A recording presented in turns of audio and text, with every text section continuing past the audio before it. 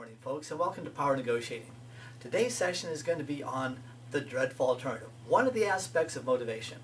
And you're going to say, Reed, what exactly is the dreadful alternative? That sounds like something out of a mystery novel. The dreadful alternative is whatever bad thing is going to happen to the seller if we don't help them. And you say, Reed, why is that important?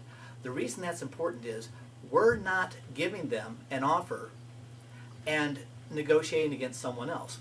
Our leverage is the dreadful alternative. So the worse the dreadful alternative, the better off we're going to look, because they don't have a choice between good and better. They have a choice between our offer and something really, really terrible.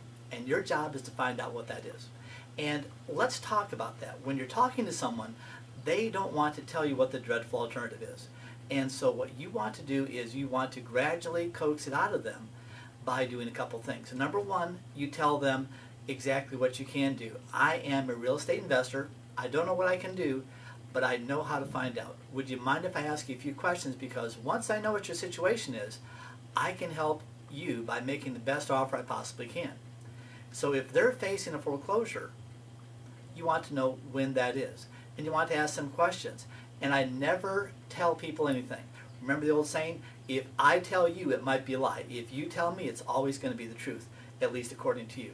So as you're talking to them, the first thing that you want to do is you want to ask them, if you have a foreclosure, will that make your credit better, or will that make it worse? Obviously it'll make it worse, but you have them tell you. The trick is asking the right questions. If you have a foreclosure, will that stay on your credit forever?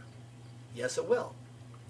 If you have a foreclosure, will it be more difficult to get a job in anything that involves the handling of money? Yes, it will. If you have a foreclosure, will it be more difficult to rent an apartment? For some strange reason, yes, it will.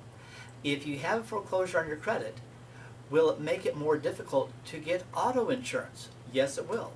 And you start asking these questions, and they keep on getting deeper and deeper into these, and all of a sudden they're going, oh my goodness, that's going to be really bad. And once they realize that, then you want to ask them, so what you're really saying is, you do almost anything to avoid having this foreclosure. Once they get to that point, now they're not the ones in charge. You're the one that is saving them from a dilemma, from a dreadful alternative. And the worse that dreadful alternative is, the more negotiating room you have. Remember, we're not negotiating against them, we're negotiating for them against this dreadful alternative. You always want to remove yourself from the opposite side of the table. If I'm negotiating against you, it's you against me. If I'm negotiating and you're on my side, we're going to work on this problem together. I had a boss, Nick McGrone of Citrus State Mortgage, that used to say, we're going to go on a trip through the desert together, and together we're going to find the oasis. Together we're going to make this happen. And I want you to always consider that. And so whenever the dreadful alternative is the thing that they really fear the most. Now what happens if they don't have a foreclosure? What happens if they're moving to a new house, but they don't have this one sold, and the market is such that they don't have any chance of getting it sold within the next 2 months? Ask them, how many months can you afford to make double payments before you go bankrupt? And they probably haven't thought about that before. They're thinking that, well, I'll go ahead and rent this out. Do you realize how hard it is to rent if you're not in a rental mindset, if you don't know what to do, if you don't have signs out, if you don't have the money to pay for the ads in the newspaper? It's difficult. And so what you want to do is you want to ask them questions like, can you make the double mortgage payments for 2 months, 3 months, 5 months, 6 months, a year? And watch their eyes get wider and wider as they realize what a big problem they have. And then you start asking them questions. So what you're really saying is, making double payments is a dreadful alternative that you want to avoid.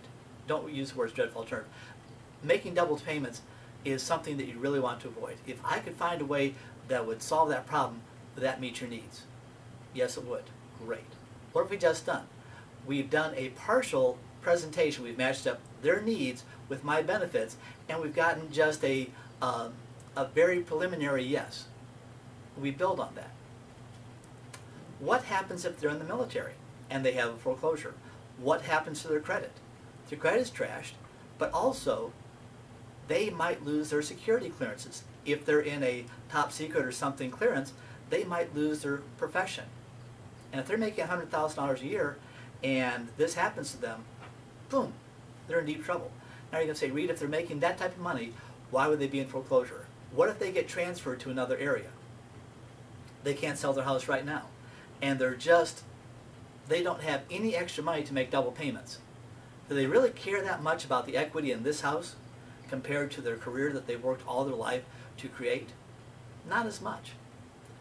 What happens if they're a landlord and they just had an eviction and they are tired of dealing with deadbeat tenants and they just want out?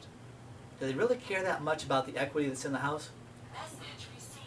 No, not really. What they're more concerned about is, how in the world can I make this happen so that I don't have to worry about having another eviction? You find out what their dreadful alternative is to them, and you relieve that problem.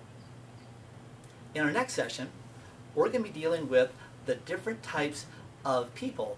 Are they visual, auditory, or tactile learners?